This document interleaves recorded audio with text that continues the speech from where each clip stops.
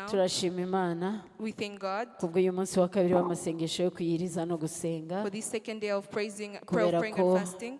ibi byose ni ubuntu bw'Imana. For all this is the mercy of Hari God. abatabishobozwa, That those that can't, hari abatabigeraho, that those that cannot even hari achieve, n'ababwirwa yuko bitagezweho. even those who feel like it's not good. None twebwe twagiriwe ubuntu But we have had the grace yo kuboneka imbere to y'Imana. be before God. Hari ababyifuje bitakunze, There are those who will ariko for it wowe but uri hano. cannot, but you're here. Turashima Imana rero. We thank God. Ibyo byose ni amashimwe All those are akwiriye praises kugarukira Imana that yacu. should come back to Wowe God. ahari wabibona nk'ibisanzwe, Maybe you can find it ariko familiar. ndakubwira ngo haba habayeho umurimo ukomeye mu ijuru But truly there's a great kugira job in ngo ushobore heaven kuba uri hano uyu for you to munsi. be here today. Haba habayeho umurimo udasanzwe There's a very special kugira ngo work nawe udafatirwa nk'abandi bose. that you also not caught up Buriya like Imana others. idufunguye amaso If God opens our tukareba eyes imbaraga turwana and we nazo see the umunsi ku powers we wundi, fight with, wavuga ngo mfite impamvu yo you can gushima. say I have a reason to thank God. Hallelujah. Hallelujah. Uririmbyi yararimbye ngo mfite impamvu yo kugushima. A singer say that I have a reason to thank you. Nawe ukwiriye kugira impamvu yo gushima You should Imana. also have reasons to thank Ukwiriye God. kugira impamvu yo guhimbaza You should Imana. also have a reason to Ukwiriye worship kugira God. impamvu yo kuvuga ngo mutima wanjye himbaza You should Uwiteka. have a reason to say my heart praise Kubw'imirimo God ikomeye Uwiteka yakoreye for the ubuzima great bwawe. works God has Ibyo done. byose rero ejo twaratangiye tureba We've seen it all yesterday, tureba ukuntu bikwiriye ko dushimira Imana. seeing how we should truly thank God, Tureba ukuntu Imana ubwayo yonyine itwereka ko dukwiriye gushima Imana. seeing how God Himself shows that we should thank Him. Imana yaravuze ngo ufite ibibazo, God say you have problems, ngo ariko muri ibyo bibazo byawe but in your problems, ngo ujye ubimenyesha Imana tell it to God ubisabiye, as you pray, ubyingingiye, as you kandi intercede, ubishimira. as you thank. Twabonye ko impamvu tugomba kubishimira We saw the reason why we nuko should ijambo thank ry'Imana ritubwira is because the word of ngo God nimusenga says, mwizeye when you pray and ngo believe, mujye mushimira ko muhawe. I think that you have Rero iyo received. dusenze When twizeye we pray as we nta believe, mpamvu y'uko tudashimira ko there duhawe, is no reason we ariko cannot impamvu thank for receiving. tudashima The reason we ni don't uko thank, tutaba tunanizeye ko twahawe. because we don't have faith that we Umwana have w'umuntu received. iteka Children of men yemera ari uko abonye, always receive that ariko they have Imana seen it. yacu But God irashaka ko twizera wants us to have faith tutari twabona. before we even see it. Irashaka ko wizera mu gihe uriho He urasenga, wants you to have faith niba when you're koko praying. If truly usenga Imana wizeye, you pray to a God that you have niba faith in, usaba Imana if you pray wizeye, to God you have faith kandi in, usaba Imana uzi ko ari umubyeyi and pray to wawe, God when you know He's your parent,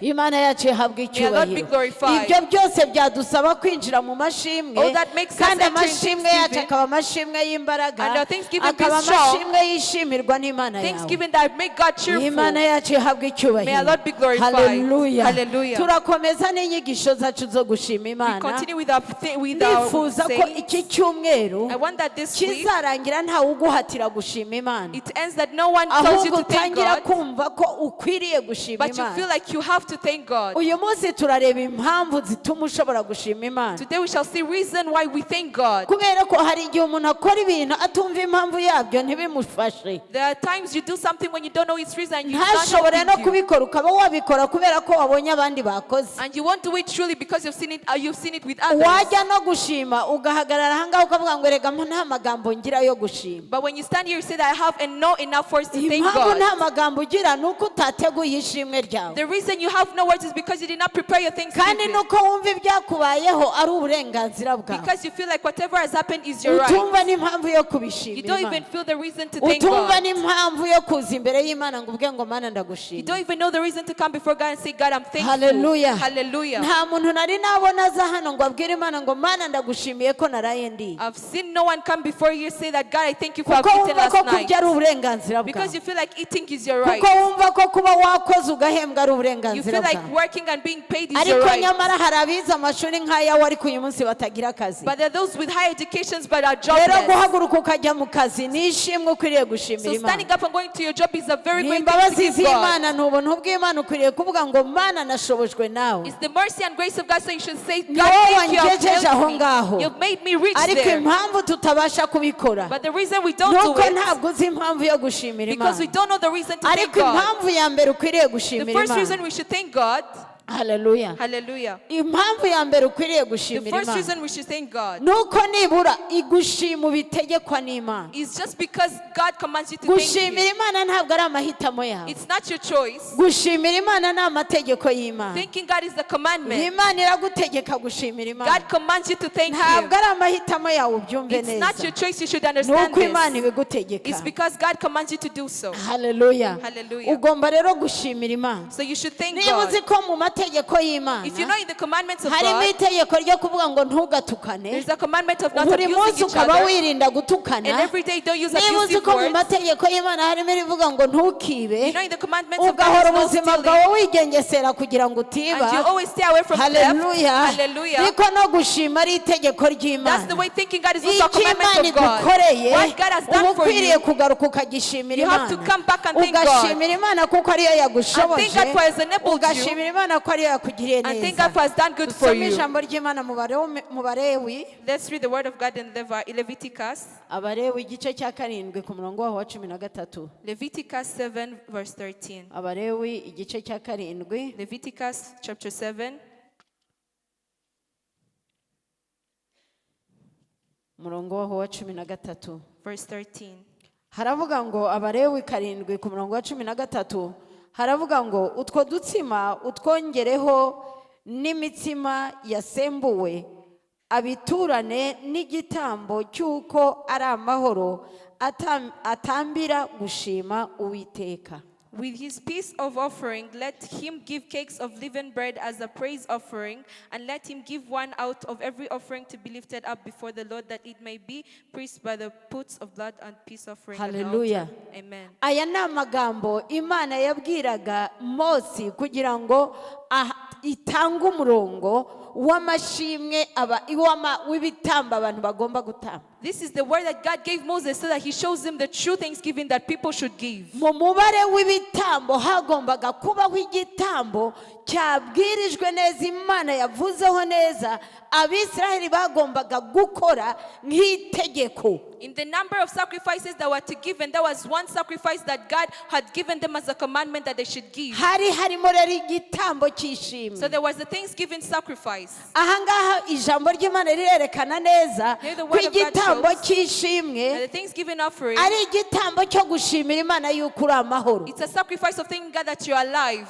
Igihe cyose ubyutse ukumva urakandagira bikemera, Every time you stand up from your bed and feel like you're ukumva stepping uri well amahoro, and you're fine, ukwiriye kuzamura ishimwe, you should raise a thanksgiving ugatambira Imana ibitambo and by'amashimwe, give God offerings of ukabwira Imana ngo thanksgiving Mana ndacyariho, and say, God, I'm still alive. ndagushimira kubera ko ndiho. I thank you for I'm still alive. Hallelujah. Hallelujah. Ntabwo amategeko y'Imana tugomba kuyahuza n'ubuzima turimo ako kanya. We should not join the commandments of God with the life you're living Ubuzima urimo in. uyu munsi ntabwo ari bwo buyobora icyo Imana yakoze. The life you're living in is not the one that Ahari shows ubwo what God buzima has ntabwo done. bwishimiye, Maybe you don't like that life, ariko ntabwo byabujije Imana ko uba uriho. but that does not make you not live. Ibyo bibazo byashoboraga kuguhitana, Those problems will make you die. cyangwa ugatwarwa n'ibindi, abandi bararyama ngo yakubiswe na stroke agapfa, Or may be taken away by others like those who die of stroke. ariko wowe ukabyuka uri muzima. But you wake up alive. N'icyo uba watanze What have you given? nuko hari imbaraga It's z'Imana, because there's the power of nuko God. Imana igenda ku isezerano Because ryayo. God moves after His promise. Isezerano ry'Imana rivuga ngo The nzakurinda, promise that said I'll protect you. isezerano ry'Imana rivuga ngo nzabana nawe, Promise of God saying I'll be with you. isezerano ry'Imana rivuga ngo sinzagusiga, Promise of God saying I'll not leave you. isezerano ry'Imana rivuga ngo sinzaguhana, Promise of God said I'll not forsake you. nzabana nawe. I'll be with you. Iyo Mana niyo ibana nawe, That's the God that iyo is Mana with niyo you. ikurinda bya bindi birara It's biguhiga. the one that protects you from everything that's Haleluya. against you. Ngo mu giga igenda nijoro, And even the spiders moving after nuko at night, zihari. it's because it's there. Ijambo ry'Imana ribivuga kubera ko bihari. The word of God says it's Ngo because mu it's giga there. igenda nijoro, The spiders moving at ngo night, ntabwo izegera ihema it ryawe. will not come near your Kubera tent. iki itazegera ihema Why ryawe? won't it come near your Ni tent? ukubera ko hari Imana, Because there's God. kandi iyo Mana niyo ikurinda. And He's the one protecting you. Ituma bya bindi bigenda nijoro He's the one who makes it everything that moves at night ryawe. would not come near your tent. Abarozi barara bagenda nijoro, Those witches moving at night, ntabwo begera ikirere cyawe. they will not come near Si your ukubera rain. ko uri maso, Not because you're si alert, ukubera ko wirwaniriye, not because you fought si for ukubera ko yourself, ufite ufite abasirikare bakurinda Not because you have great armies ahubwo ni ukubera protecting ko you, hari ingabo z'ijuru. but because there's the army of heaven. Hallelujah. Hallelujah. Abaguhiga ni benshi mwene Those data. that are against you are very many. Ibiguhiga ni What's byinshi. against you is Imana much. igufunguye amaso If God opens your eyes ukareba abarara bagukurura, and you saw those that are abarara pulling you, bakurura ubugingo that are bwawe pulling your life, ariko ntibabashe kubugeraho. but cannot reach it, Hallelujah. Hallelujah. Si uko Satani it's akoroheye, not because the devil has ahubwo had ni pity ukubera on ko you, Imana igufite but it's because God has a promise on you. icyo nicyo gikwiye gutuma buri munsi That's why every ugira day amashimwe. you should have praises, Ugomba gushimira Imana, to praise God. ukabyuka ushima Imana. Wake up thanking God.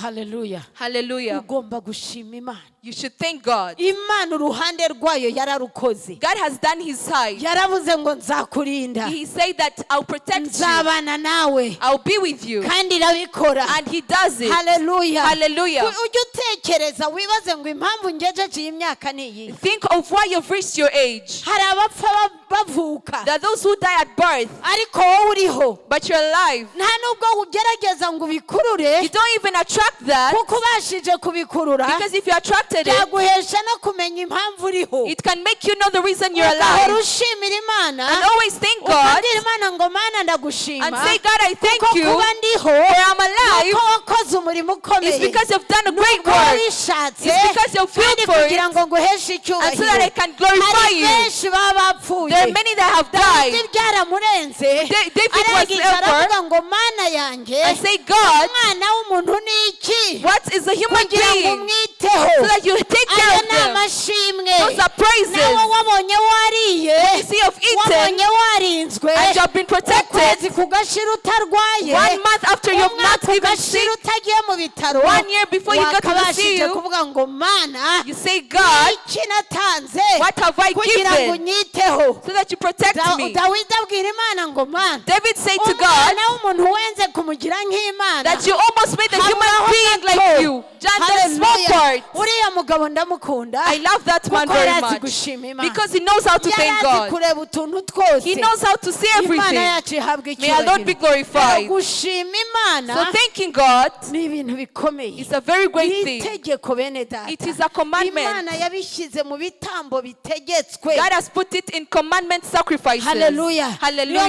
mpamvu rero natwe tugomba kumenya ko gushima Imana That's why we should know that biri mu thanking God bitambo bitegetswe. are in commandment Ugomba sacrifices. guharanira kubona impamvu yo gushima Imana. You should always seek a reason to thank Kandi God. impamvu zo gushima Imana ziruzuye. And reasons of thanking God are very many. Hallelujah. Hallelujah. Urara imbere y'Imana. You sleep before God. Uborogera Imana. You always cry to Imana God. igutabare. God help you. Icyampa kwa kundi uboroga. I wish the way you akaba pray ari no kuboroga ushima It's Imana. the same way you pray thanking God. Ukibarangura ukigaragura uvuga ngo Mana ndagushima. Rolling yourself saying, God, I thank you. Ziratangaje. For you have done great work. Hallelujah. Hallelujah. Mbona abana bambwira ngo dusengere tugiye mu I bizami. see children coming praying that God help you Barangiza to win their bakanatsinda. exams so they win. Ariko sindababona bagaruka ngo baje gushima I Imana. don't see them coming back to thank God. Hallelujah. Hallelujah. Ese urakeka ko ibyo binezeza Imana? Do you think God is happy with that? Gushima Imana ni igitambo gitegetswe. Thanking God is a commandment Hallelujah. sacrifice. Bene data mureke tuve mu kamenyero. People of God, let's come out of Tumenye ibikora ku familiarity. mutima w'Imana. Let's know to touch the heart of Tumenye God. ibinezeza Imana. What makes God happy? Tumenye ibyo dukwiriye gukora tukagira icyo twavuga ngo Mana nakunejeje. Or what we should do and say, Aho God have ushobora made you kwibutsa happy. Imana. Where you should remind Ukabwira God Imana ngo Mana ndakwibutsa cya gitambo cy'ishimwe and say, God, I nagutanga. remind you that sacrifice of thanksgiving. Hallelujah. Hallelujah. Birakwiriye ko tumenya ko turi abana. It's true that we should know that we're children Imana ikaba umubyeyi wacu. and God is our parent. Ikiduhuza n'Imana What connects us with God nuko tumenya ko ibyo yadukoreye is that we know that what He has done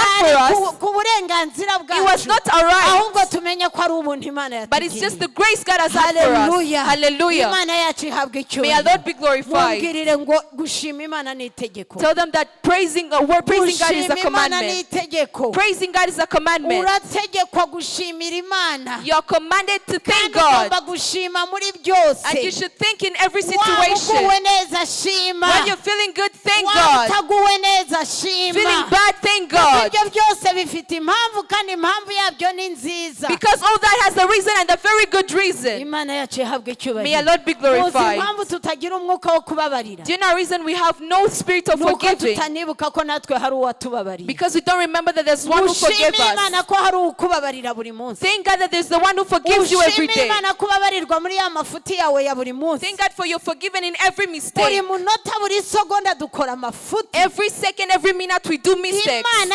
yabishatse ubutaka bwakwasama twese bukatumira. If God wanted the ground can open, but it does good for us every time and forgives us. But for you feel like you can't forgive because you don't know what God has done upon your life. If you knew what God has done and thank God and have the heart that thanks the mercy of God, hallelujah, you can never leave forgiving someone. May our Lord be glorified. Second reason we should thank God.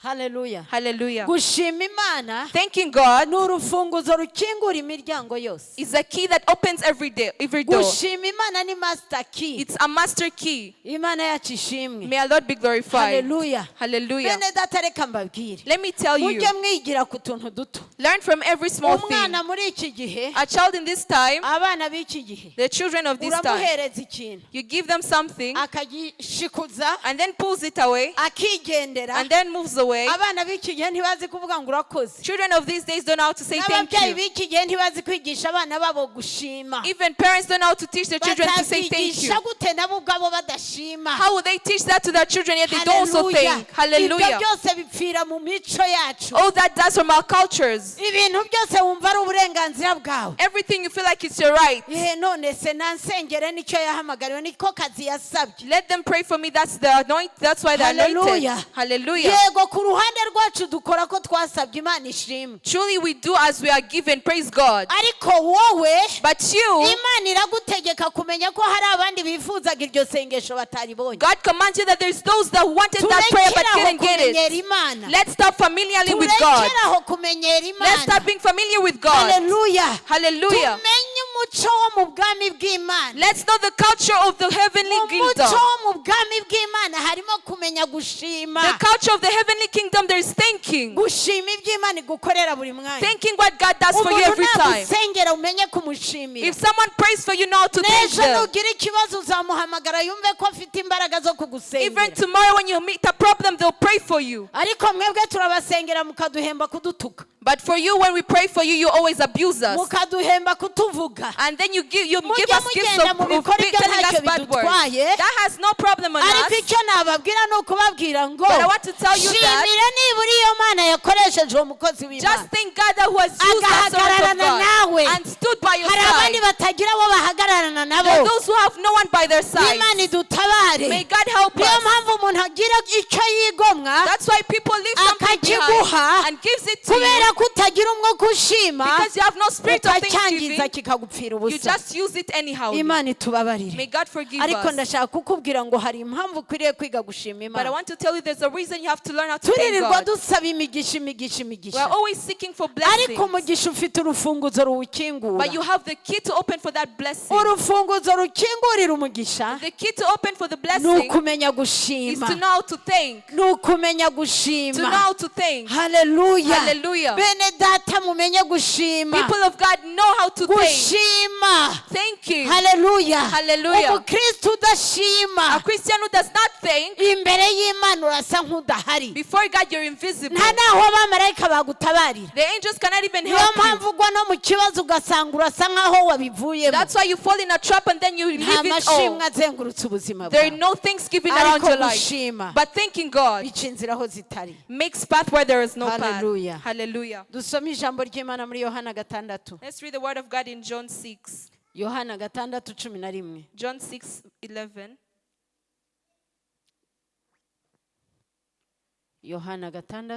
John 6. Hallelujah. Hallelujah. Umurongo wa 11. Verse 11.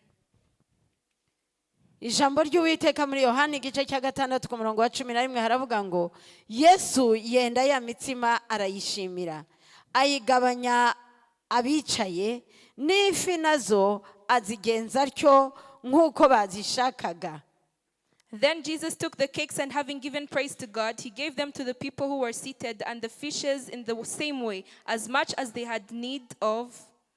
Bamaze guhaga abwira abigishwa be ati nimuteranye ubuvungukira busigaye hatagira ikintu gipfa ubusa. Amen. And when they had enough, Jesus said to his disciples, take up the broken bits which are over, so that nothing may be wasted. Amen. Imana yacu ihabwe icyubahiro. May our Lord be glorified. Ngo Yesu afata ya mitsima. That Jesus took the cakes. Yari imitsima ibiri. There were only two. Hanyuma yari imitsima itanu n'amafi abiri. There were 5 breads and then 2 fish. Ngo hari abantu barenga ibihumbi bitanu. There are more than 5,000 Ijambo ry'Imana people. riratubwira ngo bari abagabo ibihumbi bitanu batabariyemo abagore n'abana. There are only 5,000 men without women and children. Mu yandi magambo niba hari abagabo ibihumbi bitanu ubwo hari abagore ibihumbi 10. In other words, if there were 5,000 men, there were 10,000 ubwo women. hari abana ibihumbi 20. And then 20,000 children. Ariko abo bantu bose All those people, babashije kugaburirwa n'imitsima itanu. they were fed by only 5 pieces of cake. Hallelujah. Hallelujah. Imitsima itanu abari yibagaburira. Only 5 pieces of bread. Ibanga ryabaye irihe? What was the secret? Urufunguzo rwabaye uruhe? What was the key? Urufunguzo The key rwabaye kurarama was to look up akareba aho bituruka and look at where it comes akareba from mu ijuru and look in heaven arangije arashima. and then praise God. Hallelujah. Hallelujah. Imana yacu ihabwe May icyubahiro. God be glorified. Ibyo turya byose Whatever we ngo eat, tujye tubirya and tubishimiye. let us eat it with the Ibyo praising. ubishimiye Whatever you get nubwo byaba praising, birimo uburozi even if it is bewitched, ntacyo buzagutwara. it will not harm you. Hallelujah. Hallelujah. Kubera ko wabishimiye. Because you've praised for Imana it. yacu ihabwe May our Lord be icyubahiro. glorified. Gushimira Praising, biratubura. it makes it over. Gushimira Praising bikuraho ibibazo byari bihatanye. removes problems. Intumwa byari byazigoye. The disciples were Intumwa overthinking. ntizabona uko They could zabigenza. not find the way out of Nta it. n'amafaranga bari bafite. They also had no money. Ariko kubera gushimira But because of thanking, iyi migati itanu only 5 pieces of bread yahagije abantu benshi. made people feel Hallelujah. satisfied. Imana yacu ihabwe May our icyubahiro. Lord be glorified. Imana yacu ihabwe May our icyubahiro. Lord be glorified. Urashaka ko Imana iguha umugisha? You want God to bless you. Tangira wige gushima Imana. Learn how to thank God. Tangira wige gushima Imana. Learn how to thank God. Ariko waruzi umuntu aza akagusaba wampaye. Do you know someone who comes to you and say, "May you Ukamuha. give me," and you give Wamara them, kumuha agashyira hano. and then after puts it behind, Akazana akandi kaboko. brings another hand. May you give me also? Ukamuha. You give them, Bya bindi agashyira hano cyangwa akajugunya hasi. and then keeps it somewhere and then comes Wampaye. back. Give me. Nuko duteye. That's how we are. Duhora turi wampaye. We're always asking, Wampaye. asking. Wampaye. Give me. Imana yategereje umunsi God has waited for a day. tuzava muri wampaye We shall get out of coming, tukagera please, muri ndagushima and say, God, ko thank nagusabye you. ukanyumva If I have ko asked and you have nagusabye heard me, ukampa. I've asked and you've given me. Hallelujah. Amen. Imana yacu dutabare. May our Lord help us. Imana irambiwe ayo maboko ya wampaye. God is satisfied by all those hands that ubu give ngubu me. itegereje amashimwe aturuka mu kanwa He kawe. only wants praises from your mouth. Itegereje ibitambo He by'ishimwe. wants sacrifices of thanksgiving. Imana yacu ihabwe May our icyubahiro. Lord be glorified. Imana urwo rufunguzo rufungura hose Oh, that master key ruzagukorera ari uko wamenye uburyo barukoresha. will work out for you if you know how to Ntabwo use ugomba it. kuza gushima Imana ari urwiyururutso. You should not just come to thank God just Ugomba for gushima that. Imana kuko wabyize You should come ukabisobanukirwa. to thank God because you've learned and Kuko understood wamaze it. kumenya ko gushima Imana ari iby'igiciro. For you've known that thanking God is valuable. Ariko twebwe tuzaha barumvise ko nakize reka da nzajya hariya nshima. But for us, we are like, oh, they say I've become rich. Let me go and Uranezeza thank. nde? Who are you making happy? Ukwiriye kunezeza Imana For yawe. you should make God happy. Ukwiriye kubwira Imana yawe. You should tell your Kandi God. ko Imana yawe ikorana n'imitima. And your God works with hearts. Imana ikorana n'umutima wawe. God works with your heart. Udatekereza ngo ibyo wakoze kubera ko bakubwiye Don't think that doing something because they've told ngo you, nibyo Imana yishimiye. it's what makes God happy. Imana yashaka ko tuba abantu bigishijwe God wants us to be like those who have kandi learned tugakura. and then be grown Umuntu up. wigishijwe Someone who has been learned agakura and then is grown up agakomera and is strong. akavuga ngo ibanga ryo guhabwa And say the secret of being ni given ugushima. is thanking. Haleluya. Hallelujah. Uzarebe umwana uzi gushima. Look at the child who knows how to thank. Umubyeyi amukorera ikintu The parent can do something byihuse mu mutima we very fast in their heart. kubera ko azi yuko ari bushime. Because they know that the child will say thank you. Imana yacu ihabwe May icyubahiro. our Lord be Ntabwo glorified. tuzi kunyuranya n'amashimwe We twebwe. don't know how to move with the thanksgiving. Umuntu iyo aguhaye ibihumbi ijana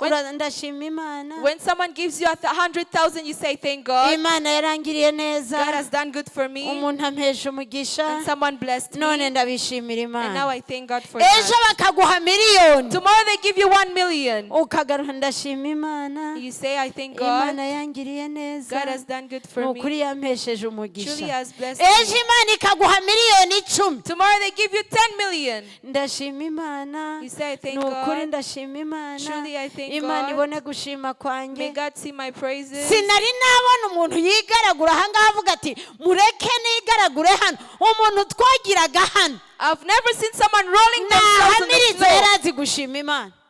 There's someone here we had who knew to thank God. Papa w'uyu muntu Papa Aksa.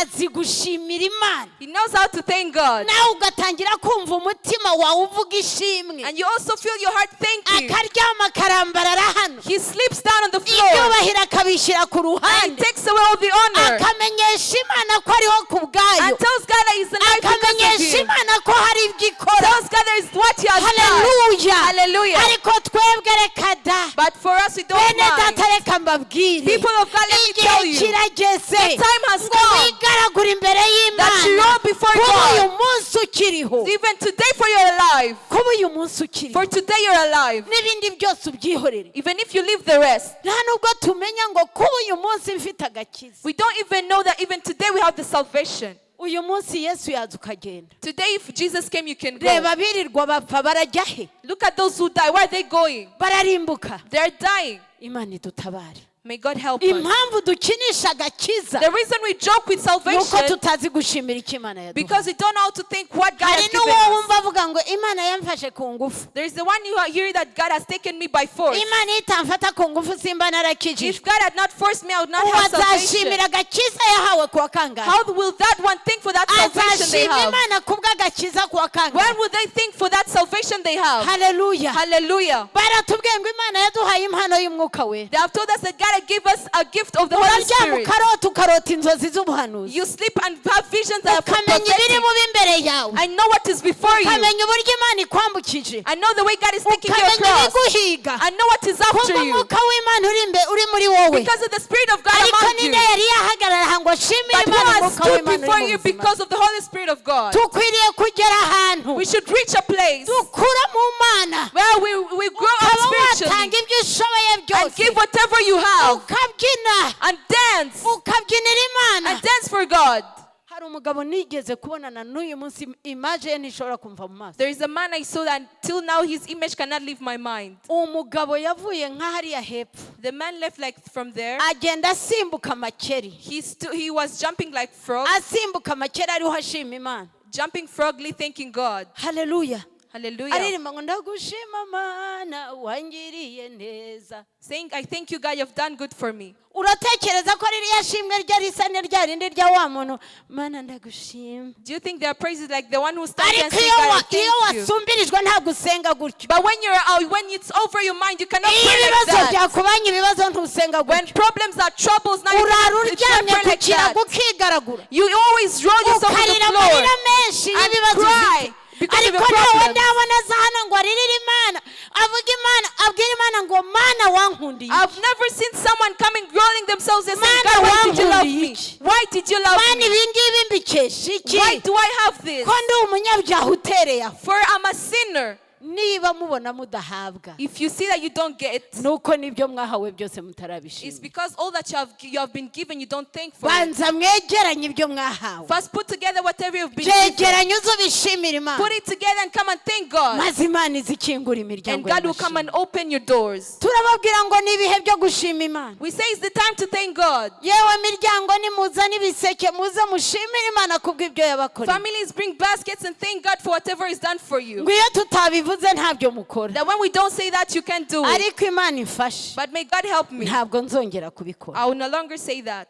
Ntabwo nzongera kubikora. I will no longer say that. Ngira ngo naba narabikoraga ntarabigisha izi nyigisho. Maybe I said it before I Ubu told this ntabyo teaching. nzongera I gukora. will no longer do this. Ntawe nzongera kubwira ngo muzana ibiseke, imiryango y'abantu hano, imiryango yo mu rusengero, amadepartment, muze mushima Imana, muzarorere. I'll never tell all the people that please come and thank God. Leave it if you don't want. Muzarorere. Leave it if you don't want. Hallelujah. Hallelujah. Kuko hari ibyo mukora kubera ko mwabisunikiwemo, Because you do some things because you're forced, ndetse bamwe bakagira n'imbaraga zo kubyinuba. and others even take it Ariko away. bazajya batubwira ngo dushime And others say that, why do they say we ibiseke, thank? ibi ni ukugeza ryari? Muzarorere. Till when will they say this? Please leave Hallelujah. it. Hallelujah. Ariko ndakubwira ngo, But I tell you, niba ushaka kugirirwa neza n'Imana, if you want God to do good for you, niba ushaka kubona umugisha if you w'Imana, want to see blessings from banza God, wegeranye iby'Imana yagukoreye. first bring together what God has done for you. Byegeranye. Bring it together Nurangiza ugaruke imbere y'Imana uze gushima. and come back before God. Say, God, I thank you. Uze ushima Imana. Come and thank God. Imana izakubona ikubonemo umuntu wo kwizerwa. God will see you as a trustworthy person Izavuga ngo niba ari uwo kugirira neza n'uyu, and say that someone to be done good for you is kuko this one, azahesha icyubahiro izina because ryawe. they'll glorify my name. Azaza imbere y'abantu ashime ko ari Imana yabikoze. We'll come before people and say it's God who Hari has igihe done it. mwibagirwa, There are times we iyo forget. udashima Imana, When you don't thank God, uba ugaragaza yuko n'ubundi hari harimo n'akabaraga kawe. you show God that even you had also put in your Ariko effort. uwuzi ko yakoreshejwe But n'Imana, someone who knows that it's God who used them, amenya ko iyo Mana ari iyo gushima. they know that that God deserves praise. Hallelujah. Hallelujah. Njya numva abantu ngo nje gushima, I hear people saying, I've come to ngo thank, ariko na Olive aze dushimane, but may also Oliver come and we praise ngo na together. Mama Kelly aze And Mama dushimane. Kelia come to and we praise Abo together. nabo baje gute? How are those coming? Abo baje gute? How are those coming?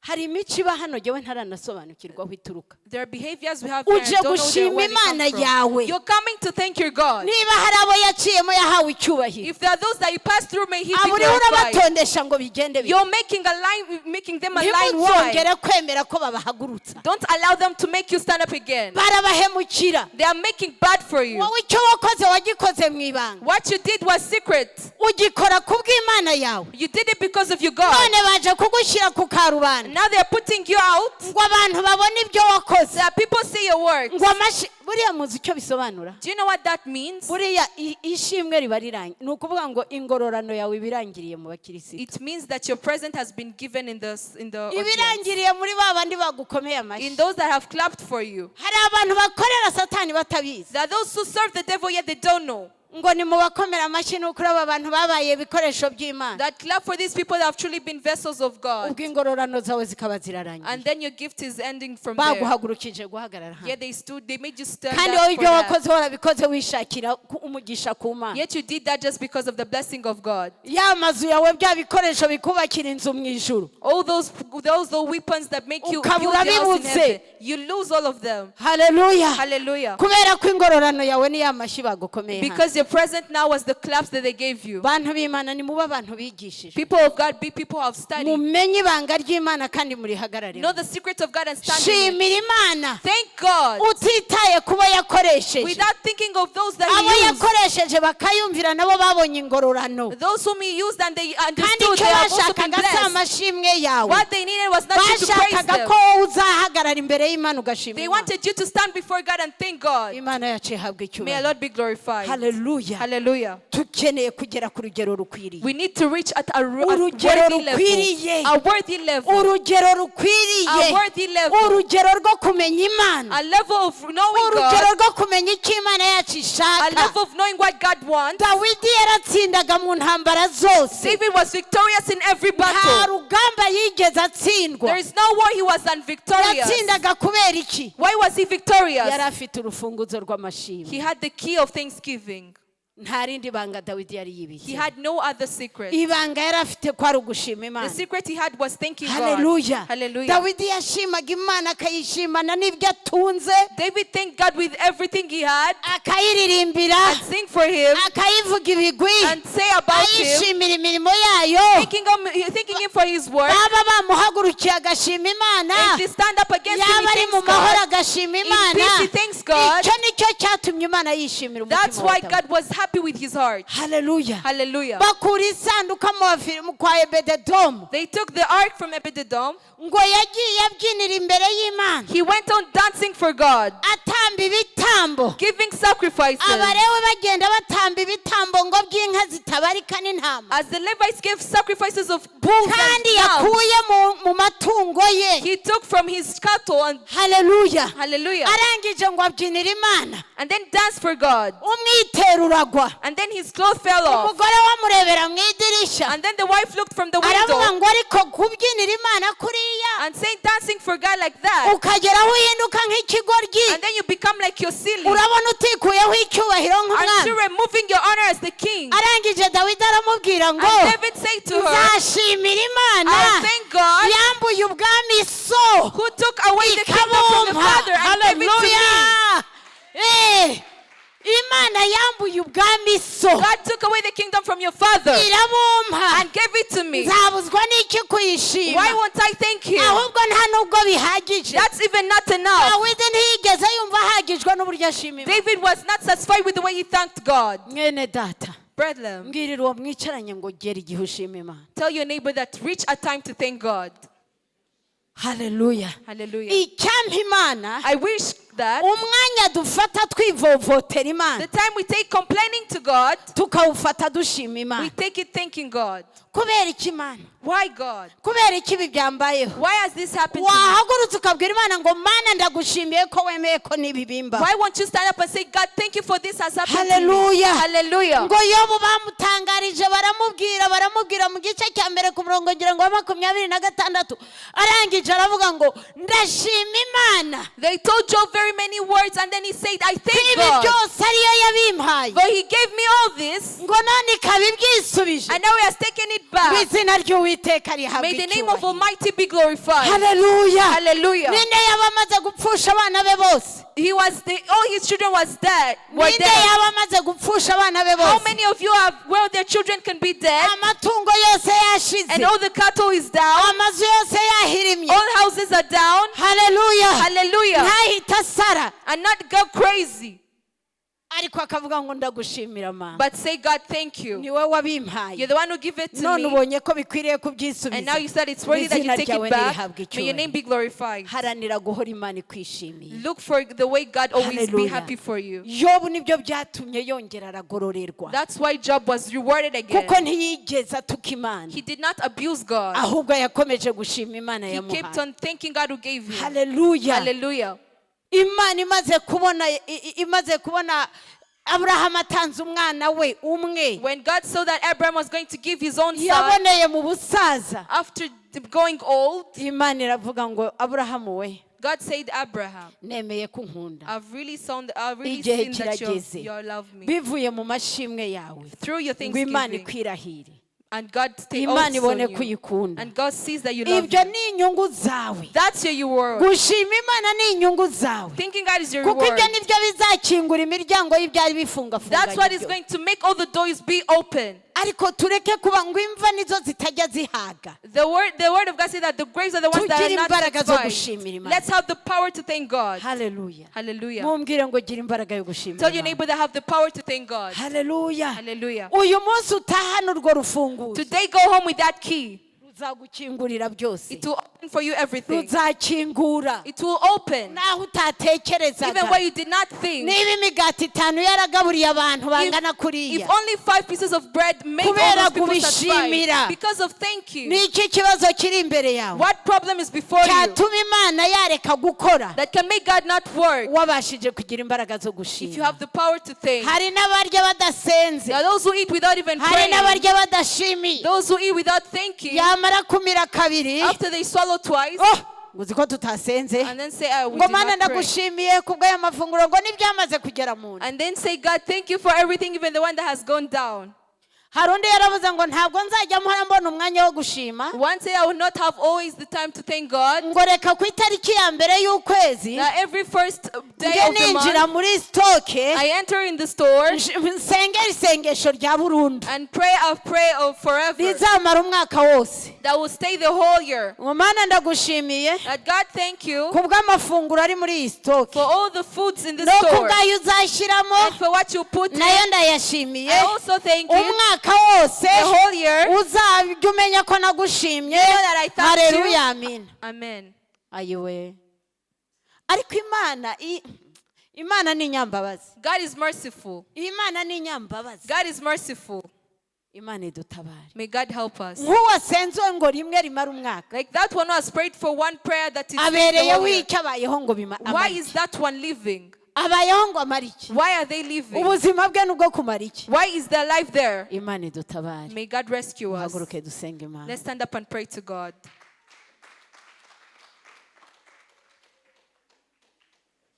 Ugiye kongera wongere wibuke ibindi. You're going to remember even others. Ahari igihe nigishaga hari ibyo wibutse. Maybe when I was Kuko ibyo Imana staying, yagukoreye you ni remember byinshi kugera something. uyu munsi wa none. Because God has done a lot till Ongera today. wibuke na bya bindi. Remember even those ones. Hallelujah. Hallelujah. Muri aka kanya ndashaka ufate position wumva wavuga ngo Mana In ndagushimiye. this time, I want you to get a position to say, God, thank you. Iyo washimira mu Imana Whatever that you can thank God bivuye mu in, mutima wawe. from your heart. Hahandi mu mutima wawe havuga ngo Mana In your heart where you say, God, nta magambo akwiriye mfite I nagushimira. have no enough words to say it. Kuko wakoze imirimo Because ikomeye. you've done great work. Kuko warandinze. Because you've Kuko protected me. wandindiye abana. Protected my Kuko children. wandindiye urugo. Protected my Kuko home.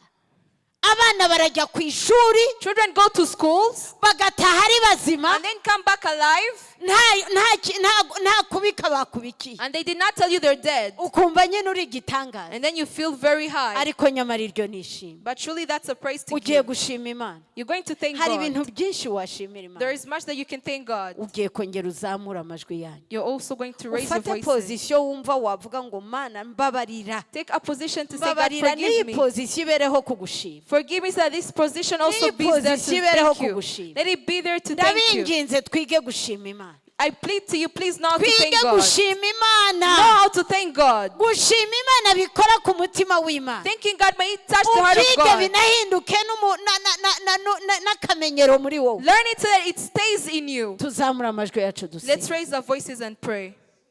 Data mu izina rya Yesu Father, in Kristo. the name of Jesus Zamura Christ, ijwi ryawe ushime nk'uzi ibyo ushima. raise your voice as you know what to Zamura thank. ijwi ryawe. Raise your voice. Zamura ijwi ryawe ushimire Raise your Imana. voice and thank that Imirimo God. yakoze ku buzima bwawe For the ni works myinshi. He has done in your Imva life. yakinze ni nyinshi. What He has closed Imva is much. yafunze ni Grace nyinshi. He has locked are many. Ora santere moshikara mamasaya. Ora santere moshikara babagoni. Mana turagushimiye. God, we thank you.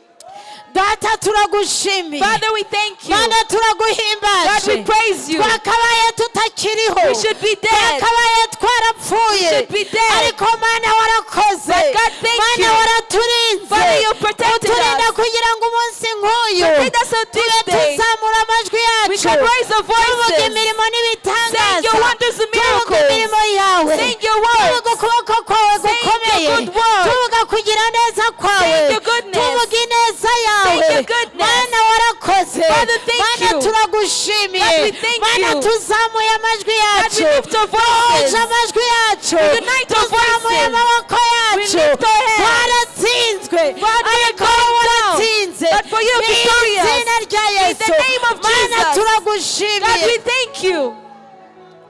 Shima mwene data. Thank. Zamura amashimwe yawe. Raise your thanksgiving. Zamura amashimwe yawe. Rosha karaba santere boshi karababa. Oh Mana we. Zamura amashimwe yawe mwene Raise your data. praises. Hari ibyo ufite abandi There's what you badafite. have others don't. Hari ibigenda iwawe abandi It's bitagenda. what moves in your home that Suko can't move in wakoze others. cyane mwene Not because data. you've done mighty work. Nuko bw'imbabazi z'Imana. Because of the mercy of Nuko God. Imana yakoze Because ibikomeye. God has done mighty Yo work. Mana yanjye. God. Mana yanjye, Mana yanjye. Our God. Akira amashimwe. Receive the praises. Akira amashimwe. Receive the praises. Akira amashimwe. Receive the praises. akira amashimwe, Receive the praises. akira amashimwe. Receive the praises. Oh Mana we, turinashima wa Mana we, tubabarire. We are thankful, God, forgive us. Turinashima We are Mana, thankful, God. tubabarire Data. Forgive us, Father. Oh Mana, tubabarire. wabuze ukorera mu mitima yacu, wabuze ukorera mu buzima bwacu, tubabarire Mana, tubabarire Data. Forgive us. tubabarire wa Mana we. Yo, ese ni icyo utakoze Mana, ese ni icyo utakoze, ni icyo utakoze ngo dutabarwe, ni icyo utakoze ngo turinde. Yo Mana, yo Mana we, tubabarire, wakira amashimwe. Yo Mana, tubabarire aho tutagushimye hose Mana.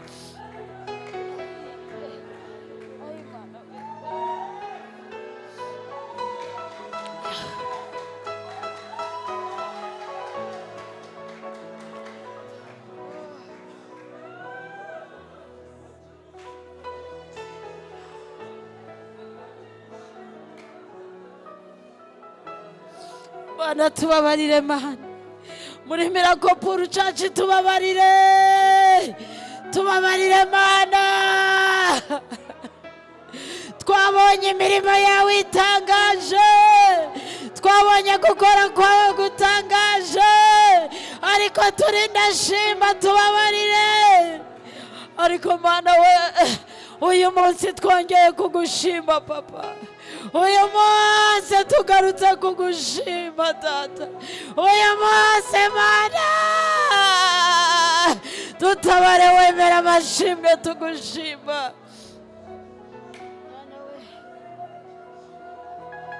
Nicyo utakoze Mana, nicyo utakoze Mwami, turagushimiye.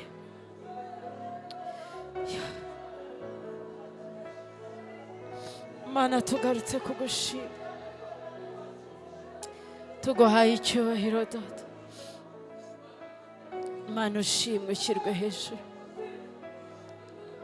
ushimwe Data, ushimwe Mana, ushimwe Data.